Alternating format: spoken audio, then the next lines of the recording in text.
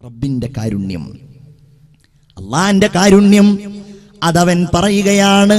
ഒന്നാമത്തെ കാരുണ്യം നമ്മൾ അറിയേണ്ടത് അർ-റഹ്മാൻ.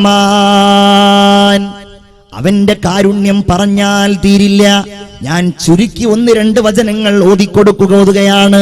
അല്ലദീ ജഅല ലക്കുമുൽ അർള ഫിറാശ. അവൻ ഭൂമി നിങ്ങൾക്ക് വിരിപ്പാക്കി മാറ്റി തന്നവനാണ്. നമുക്ക് കിടക്കാൻ, നമുക്ക് ഇരിക്കാൻ, നമുക്ക് സഞ്ചരിക്കാൻ. വസ്സമാഅ ബിനാഅ വഅൻസല മിനസ്സമാഇ മാഅ. ആകാശത്ത് നിങ്ങൾക്കുള്ള ഒരു മേൽക്കൂരയാക്കി അവൻ നിങ്ങൾക്കാവശ്യമായ വെള്ളം മുഴുവൻ വാനലോകത്ത് നിന്ന് ഇറക്കി തന്നവനാണ്, വർഷിപ്പിച്ചു തന്നവനാണ്. അല്ലേ? ആ സൂറത്തിന്റെ തുടക്കത്തിൽ പറയുന്ന അർ-റഹ്മാൻ എന്ന വാക്കിന്റെ അർത്ഥം നമ്മൾ പറഞ്ഞാ തീരോ പ്രിയപ്പെട്ടവരെ? അല്ലേ? വജഅൽനൽ ലൈല ലിബാസ. എന്തൊക്കെ സംവിധാനങ്ങൾ! നമ്മൾ ഈമാനുള്ളവർ ആലോചിക്കേണ്ടത്, അല്ലാഹ് പറയുന്നത് ഇത് മനുഷ്യരുടെ കഴിവല്ല, ഇത് പ്രകൃതിയുടെ കഴിവല്ല. വജഅൽന, നമ്മൾ ആക്കിയിരിക്കുന്നു, അല്ലൈൽ, രാത്രിയെ, ലിബാസ, വസ്ത്രമാക്കിയിരിക്കുന്നു. നിങ്ങൾക്ക് വിശ്രമിക്കണമല്ലോ, നിങ്ങൾക്ക് ഉറങ്ങണമല്ലോ. പൊതുസമൂഹത്തിൽ നിന്നും പല കാര്യങ്ങളും നിങ്ങൾ മറച്ചു പിടിക്കാൻ മോഹിക്കുന്നുണ്ടല്ലോ. ആ കാര്യങ്ങൾ നിങ്ങൾക്ക് ചെയ്യാൻ നിങ്ങൾക്ക് ഇതാരാവ്. വല്ലൈലി ഇദാ അസ്അസ്. ഖുർആനിന്റെ വാക്യങ്ങൾ എത്ര മനോഹരമാണ്! രാത്രി ഇങ്ങനെ പതുക്കെ പതുക്കെ പിൻവാങ്ങുന്നു. വസ്സുബ്ഹി ഇദാ തനഫസ്.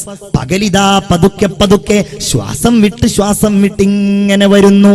വജഅൽനൻ നഹാറ മആശാ. ഞാൻ അർത്ഥം മാത്രം പറയുന്നു, ഒരുപാട് കാര്യങ്ങൾ പറയാനുണ്ട്.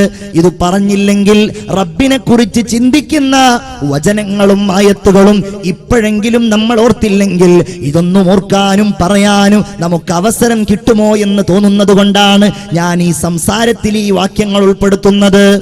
വജഅൽനൽ നഹാറ മആശാ. നിങ്ങൾക്ക് പകൽ ജീവിതോപാധിയായി നാം സംവിധാനിച്ചിരിക്കുന്നു. നിങ്ങൾക്ക് കിളക്കാം, നിങ്ങൾക്ക് തെങ്ങിൽ കയറാം, നിങ്ങൾക്ക് വാഹനങ്ങൾ ഓടിക്കാം, നിങ്ങൾക്ക് പണിയെടുക്കാം. നിങ്ങൾക്ക് ജീവിക്കുവാനുള്ള മാർഗം കണ്ടെത്തേണ്ട സമയമാക്കി പകലിനെ നമ്മൾ സംവിധാനിച്ചിരിക്കുകയാണ്. വബനൈനാ ഫൗഖകും സബ്അൻ ശിദാദാ. ഈമാനോടുകൂടെ നിങ്ങൾ കേൾക്കണം, ഇതിന് മുകളിൽ 7 ആകാശങ്ങൾ ശക്തമായി നമ്മൾ നൽകിയിരിക്കുകയാണ്. എന്താ ആകാശത്തിന്റെ പ്രത്യേകത? ആകാശത്ത് നിന്നാണ് നമുക്കുള്ള റിസ്ക് ഇറങ്ങുന്നത് എന്നാണ് മുഅ്മിൻ വിശ്വസിക്കേണ്ടത്. 7 ആകാശം. പടച്ചോന്റെ കഴിവ് എത്രയാണ്!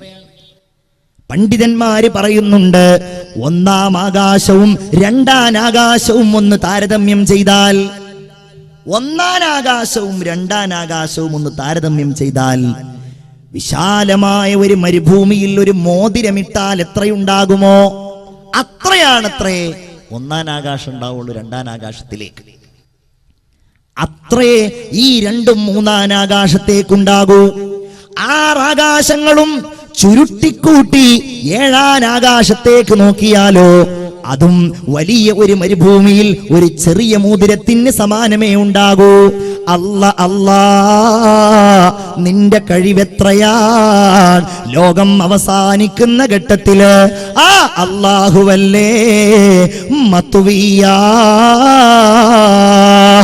ഈ കൈകളില്, അല്ലാഹുവിന്റെ കരങ്ങളില് അതിന്റെ ശക്തി എത്രയാണ്, അതിന്റെ കഴിവെത്രയാണ് അല്ലാഹുവേ നിനക്കല്ലാതെ അറിയില്ല. ഖുർആൻ പറയുകയാണ്, അല്ലാഹു ചുരുട്ടിപ്പിടിക്കുമെന്നാണ് ആകാശങ്ങളെ, ഭൂമികളെ എന്നല്ല, അവന്റെ സൃഷ്ടിലോകത്തെ മുഴുവൻ അല്ലാഹുവേ നീയാണല്ലോ ചുരുട്ടിപ്പിടിക്കുന്നത്. എന്നിട്ടവൻ ചോദിക്കുന്നത് ലിമനിൽ മുൽക്കുൽ യൗം. പറയുക, ഇന്നത്തെ അധികാരം ആർക്കാണ്? ലില്ലാഹിൽ വാഹിദിൽ ഖഹാർ. അന്നായിരിക്കും എല്ലാവരും സമ്മതിക്കുക അല്ലാഹുവിന്റെ അധീശത്വത്തെ കുറിച്ച്, അവന്റെ കഴിവിനെ കുറിച്ച്. തീർന്നില്ല. വബനൈനാ ഫൗഖകും സബ്അൻ ശിദാദാ വജഅൽനാ സിറാജൻ വഹാജാ.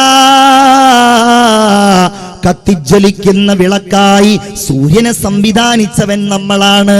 സൂര്യനില്ലെങ്കിൽ സസ്യങ്ങൾ വളരുമോ? സൂര്യനില്ലെങ്കിൽ നമുക്ക് വെളിച്ചമുണ്ടാകുമോ? സൂര്യനില്ലെങ്കിൽ രാവുണ്ടാകുമോ? പകലുണ്ടാകുമോ? ഭക്ഷണങ്ങൾ ഉണ്ടാകുമോ? സൂര്യനെ സംവിധാനിച്ചത് നാമാണ്. وأنزلنا من المعصرات ماء ثجاجا لنخرج به حبا ونباتا. ഖുർആനിനെ സ്നേഹിക്കുന്നവരെ, നിങ്ങൾ ഈ വചനങ്ങളിലേക്ക് ശ്രദ്ധിക്കുക. അമ്മയാണ് സൂറത്ത് അമ്മ. വഅൻസൽനാ, നാം ഇറക്കിയിരിക്കുന്നു. മിനൽ മുഅ്സിറാത്തി, മിനൽ മുഅ്സിറാത്തി, കെട്ടി നിർത്തിയിരിക്കുന്ന മേഘക്കൂട്ടങ്ങളിൽ നിന്ന് നാം ഇറക്കിയിരിക്കുന്നു. മാഅൻ സജ്ജാജാ, കുത്തിച്ചൊരിയുന്ന മഴയെ ഇറക്കിയിരിക്കുന്നു. അല്ലേ? ഈ വെള്ളം ഇങ്ങോട്ട് വന്നാലോ, അന്നാ സ്വബബ്നൽ മാഅ സ്വബ്ബ, ആകാശത്ത് നിന്ന് നാം മഴ പെയ്യിപ്പിച്ചു, മഴ വർഷിപ്പിച്ചു. സുമ്മ ശഖഖ്നൽ അർള ശഖ്ഖാ, പിന്നെ ആ ഭൂമിയെ നാം പിളർത്തിയിരിക്കുന്നു. ഫഅംബത്നാ ഫീഹാ സുമ്മ ശഖഖ്നൽ അർള ശഖ്ഖാ വഅംബത്നാ ഫീഹാ حبا وعنبا وقلبا وزيتونا ونخلا وحدائق غلبا وفاكهة وأبا متاعا لكم ولأنعامكم. നിങ്ങൾക്കുള്ള ഭക്ഷണം, നിങ്ങളുടെ മൃഗങ്ങൾക്കുള്ള ഭക്ഷണം ഈത്തപ്പഴങ്ങളായി, ഫലവർഗ്ഗങ്ങളായി, സസ്യങ്ങളായി, നെല്ലുകളായി, എന്തെല്ലാം എന്തെല്ലാം. ആരാണിത് നൽകിയത്? അർ-റഹ്മാൻ, കാരുണ്യവാനായ അല്ലാഹു. ഇതൊന്നും പറയാൻ നമ്മൾ പുറത്തത്തെ എന്തെങ്കിലും കാര്യം പറയേണ്ട. ഖുർആനിലെ ഈ വാക്യങ്ങൾ ഇങ്ങനെ ഓതി നോക്കിയാൽ മതി. എന്തൊക്കെ അത്ഭുതങ്ങൾ, പറഞ്ഞാൽ തീരൂല്ല. അതുകൊണ്ടല്ലേ ഈ കാരുണ്യത്തിന്റെ വജസ്സുകൾ കേൾക്കുമ്പോ ഇന്നും ലോകം ഇസ്ലാമിന്റെ ശാദ്വലമായ തീരത്തേക്കണയുന്നത്. അതുകൊണ്ടല്ലേ. വേറെന്താ അതിന്റെ കാരണം പറയാ? ഈ വചനങ്ങളുടെ പ്രവാഹം, അതിശക്തമായ വചനങ്ങളിൽ ഉൾക്കൊണ്ടിരിക്കുന്ന രാജാതിരാജന്റെ ഉന്നതമായ കഴിവുകൾ. അർ-റഹ്മാൻ, അല്ലാഹുവിന്റെ കാരുണ്യത്തെ കുറിച്ച് മനസ്സിലാക്കിയാൽ ആർക്കാണ് പ്രിയപ്പെട്ടവരെ ഈ ദീനിനെ അംഗീകരിക്കാതിരിക്കാൻ കഴിയുക? അല്ലേ? കാറ്റ് സ്റ്റീവൻസ് എന്ന വലിയ ഉന്നതനായ പോപ്പ് സംഗീതജ്ഞനെ കുറിച്ച് കേൾക്കാത്തവർ ഉണ്ടായിക്കൊള്ളണം എന്നില്ല. പോപ്പ് സംഗീതം നമുക്കാർക്കും പരിചയമില്ല. പക്ഷെ എന്നാലും പോപ്പ് ഗായകന്മാരെ നമുക്ക് എല്ലാവർക്കും അറിയാം. അപ്പൊ നിങ്ങൾക്ക് എല്ലാവർക്കും സുപരിചിതനായ ഒരു പോപ്പ് സംഗീതജ്ഞനാണ് ആര്? നിങ്ങൾക്ക് എല്ലാവർക്കും അറിയാം, മൈക്കൽ ജാക്സൺ. ഇല്ലേ? മൈക്കൽ ജാക്സൺ പോപ്പ് സംഗീതത്തിലൂടെ നേടിയെടുത്ത സ്ഥാനങ്ങളും നേട്ടങ്ങളും പണവും പ്രതാപവും ഒക്കെ അദ്ദേഹം മരിച്ചതിനോടനുബന്ധിച്ച് പത്രങ്ങളിൽ നമ്മൾ വായിച്ചിട്ടുണ്ടായിരുന്നു. സത്യത്തിൽ നമ്മൾ ആരും ജീവിതത്തിൽ ഇന്ന് വരെ പോപ്പ് സംഗീതം കേട്ടിട്ടില്ല. എന്നാലും പോപ്പ് സംഗീതം ലോകത്ത് പ്രശസ്തമാണ്. ഞാൻ പറയുന്നത് പാശ്ചാത്യ ലോകത്ത് പോപ്പ് സംഗീതജ്ഞന്മാരെന്ന് പറഞ്ഞാൽ അവിടെ വലിയ ആരാധനാപാത്രങ്ങളാണ്. അന്ന് 970 കാലഘട്ടങ്ങളിൽ അമേരിക്കയടക്കമുള്ള, ബ്രിട്ടൻ അടക്കമുള്ള പാശ്ചാത്യൻ രാജ്യങ്ങളിൽ ഉന്നതനായി അറിയപ്പെട്ടിരുന്ന പോപ്പ് സംഗീതജ്ഞനായിരുന്നു കാറ്റ് സ്റ്റീവൻസ്. ഇദ്ദേഹത്തിന്റെ ജീവചരിത്രം നിങ്ങൾക്ക് വേണമെങ്കിൽ ഒന്ന് മൊബൈൽ ഫോണിൽ നെറ്റുള്ള ആളുകൾ ഉണ്ടാവുമല്ലോ, കാറ്റ് സ്റ്റീവൻസ് എന്ന് അതിൽ നിങ്ങൾ ടൈപ്പ് ചെയ്താൽ ഞാൻ ഇനി പറയാൻ പോകുന്ന കാര്യങ്ങൾ നിങ്ങൾക്കതിൽ കാണാൻ കഴിയും. അദ്ദേഹം തന്നെ പറയുന്ന കാര്യങ്ങളാണ്. 978 അദ്ദേഹം മൊറോക്കോ സന്ദർശിക്കാൻ വേണ്ടി പോവുകയാണ്. മുസ്ലിം രാജ്യമായ മൊറോക്കോ. മൊറോക്കോയുടെ തെരുവോരത്തിലൂടെ കാറ്റ് സ്റ്റീവൻസ് ഇങ്ങനെ നടന്നു പോകുമ്പോഴാണ് പെട്ടെന്നാണ് പള്ളിയിൽ നിന്ന്, പരിസരങ്ങളിൽ നിന്ന് അല്ലാഹു അക്ബർ അല്ലാഹു അക്ബർ ബാങ്ക് കേൾക്കുന്നത്. അല്ലാഹു വലിയവനാണ്, അല്ലാഹു ഏറ്റവും വലിയവനാണ്. കാറ്റ് സ്റ്റീവൻസ് ചോദിച്ചു, വാട്ട് ഈസ് ദിസ് മ്യൂസിക്? ഇതെന്താണ് ഇങ്ങനെ ഒരു മ്യൂസിക്, ഞാൻ കേട്ടിട്ടില്ലല്ലോ. കൂടെയുള്ള ആളുകൾ പറഞ്ഞു കൊടുത്തു, this is the music of God, ഇത് ദൈവത്തിന്റെ സംഗീതമാണ്. ഇദ്ദേഹം പറയുന്നു, ദൈവത്തിന്റെ സംഗീതമോ? ഒരുപാട് മ്യൂസിക്കുകളെ പറ്റി ഞാൻ കേട്ടിട്ടുണ്ട്. I have heard about many musics, ഒരുപാട് മ്യൂസിക്കുകളെ കുറിച്ച് ഞാൻ കേട്ടിട്ടുണ്ട്. പക്ഷെ ആദ്യമായിട്ടാണ് മ്യൂസിക് ഓഫ് ഗോഡിനെ കുറിച്ച് ഞാൻ കേൾക്കുന്നത്.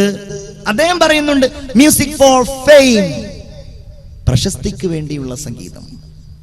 മ്യൂസിക് ഫോർ മണി, പണത്തിന് വേണ്ടിയുള്ള സംഗീതം. മ്യൂസിക് ഫോർ പവർ, ഇതൊക്കെ കേട്ടിട്ടുണ്ട്. അധികാരത്തിന് വേണ്ടിയുള്ള സംഗീതം. സംഗീതത്തിന്റെ പല വഴികളും എനിക്കറിയാം. ദൈവത്തിനുമുണ്ടോ ഒരു സംഗീതം? അത് മനസ്സിൽ കുറിച്ചിട്ടു ഇദ്ദേഹം. പിന്നീട് ഇദ്ദേഹം നാട്ടിലേക്ക് വരികയാണ്. അദ്ദേഹം പറയുന്നു, ഒരിക്കൽ ഞാനിങ്ങനെ എന്റെ ഹോളി ആഘോഷിക്കുന്നതിനിടയിൽ ഞാനിങ്ങനെ കടൽ തീരത്ത് കുളിച്ചുകൊണ്ടിരിക്കുകയാണ്. മെൽബോ കടൽ തീരത്ത് ഞാൻ കുളിച്ചുകൊണ്ടിരിക്കുമ്പോ പെട്ടെന്നാണ് എന്നെ ഒരു തിരമാല ഇങ്ങനെ തള്ളി തള്ളി തള്ളി ഇങ്ങനെ കടലിന്റെ ആഴിയിലേക്ക്, അഗാധതയിലേക്ക് കൊണ്ടുപോകുന്നത്. ഞാൻ മരണത്തെ മുന്നിൽ കണ്ടു. മുന്നിൽ കണ്ടപ്പോ ഞാൻ വിളിച്ചു, ഓ മൈ ഗോഡ്, എന്റെ ദൈവമേ, ഇഫ് യു സേവ് മീ, എന്നെ നീ രക്ഷപ്പെടുത്തുകയാണെങ്കിൽ I will live for you, I will work for you, ഞാൻ നിനക്ക് വേണ്ടി ജീവിക്കാം ദൈവമേ, ഞാൻ നിനക്ക് വേണ്ടി പണിയെടുക്കാം ദൈവമേ. അദ്ദേഹം പറയുന്നു, ഞാൻ അറിയാത്ത ഏതോ ഒരു തിരമാല എന്നെ ഇങ്ങനെ തള്ളി തള്ളി തള്ളി കരയിലേക്ക് കൊണ്ടു. ഞാൻ അത്ഭുതപ്പെട്ടു. പിന്നെ എന്റെ അന്വേഷണം ദൈവത്തെയായിരുന്നു. എവിടെയാണ് ഞാൻ അന്വേഷിക്കേണ്ടത്? പലയിടങ്ങളിലും ഞാൻ പോയി. ഇത് സത്യസന്ധമായി അദ്ദേഹം രേഖപ്പെടുത്തിയ കാര്യമാണ്. അദ്ദേഹം പറയുന്നു, ഞാൻ ക്രൈസ്തവ മതത്തെക്കുറിച്ച് പഠിച്ചു, ഞാൻ ജൂത മതത്തെക്കുറിച്ച് പഠിച്ചു, ഞാൻ ബുദ്ധിസത്തെക്കുറിച്ച് പഠിച്ചു. അങ്ങനെ ഇരിക്കുമ്പോഴാണ് ഇസ്രായേൽ കടൽ സന്ദർശനം കഴിഞ്ഞ് എന്റെ ഒരു സഹോദരൻ തിരിച്ചു വരുന്നത്. അവൻ എനിക്ക് വിശുദ്ധ ഖുർആനിന്റെ ഒരു കോപ്പി കൊണ്ടു തന്നു. ഞാനത് വായിച്ചു. ഞാനത് എന്റെ ഒരു മുസ്ലിം സുഹൃത്തിനെ ഉപയോഗിച്ച് പഠിച്ചു. അലിഫ് ലാം റാ തിൽക ആയാതുൽ കിതാബിൽ മുബീൻ ഇന്നാ അൻസൽനാഹു ഖുർആനൻ അറബിയ്യൻ ലഅല്ലകും തഅഖിലൂൻ നഹ്നു നഖുസ്സു അലൈക അഹ്സനൽ ഖസസ് ബിമാ ഔഹൈനാ ഇലൈക ഹാദൽ ഖുർആൻ വഇൻ കുൻത മിൻ ഖബ്ലിഹി ലമിനൽ ഗാഫിലീൻ. സൂറത്ത് യൂസുഫ്. وإذ قال يوسف لأبي يا أبتي إني رأيت 11 كوكبا والشمس والقمر رأيتهم لي ساجدين. ഞാൻ പഠിച്ചു, ഞാൻ അറിഞ്ഞു, ഞാൻ മനസ്സിലാക്കി. ലാ ഇലാഹ ഇല്ലല്ലാഹ്. ആ വചനപ്രവാഹത്തിൽ, ആ മാസ്മരികമായ ഖുർആനിന്റെ ശക്തിയിൽ റബ്ബിനെ കുറിച്ച് പറയുന്ന, അള്ളാഹുവിന്റെ ഉന്നതമായ ദർശനങ്ങളെ പറയുന്ന ഈ വചനങ്ങളിൽ കാറ്റ് സ്റ്റീവൻസ് മുസ്ലിമായി. നിങ്ങൾക്കറിയുമോ, ഇന്നും ലോകത്തറിയപ്പെടുന്ന ഇസ്ലാമിക പ്രബോധന പ്രവർത്തന രംഗങ്ങളിൽ ലോകാടിസ്ഥാനത്തിൽ അറിയപ്പെടുന്ന മഹാപണ്ഡിതൻ ഷെയ്ഖ് യൂസുഫുൽ ഇസ്ലാം എന്ന പേര് സ്വീകരിച്ചുകൊണ്ട് അദ്ദേഹം ഇന്നും ലോകത്തറിയപ്പെടുന്നുണ്ട്. നിങ്ങൾ ഇന്റർനെറ്റിൽ സെർച്ച് ചെയ്താൽ, നിങ്ങൾ യൂട്യൂബിൽ അന്വേഷിച്ചാൽ ഷെയ്ഖ് യൂസുഫുൽ ഇസ്ലാമിന്റെ ബുർദ നിങ്ങൾക്ക് കേൾക്കാൻ കഴിയും.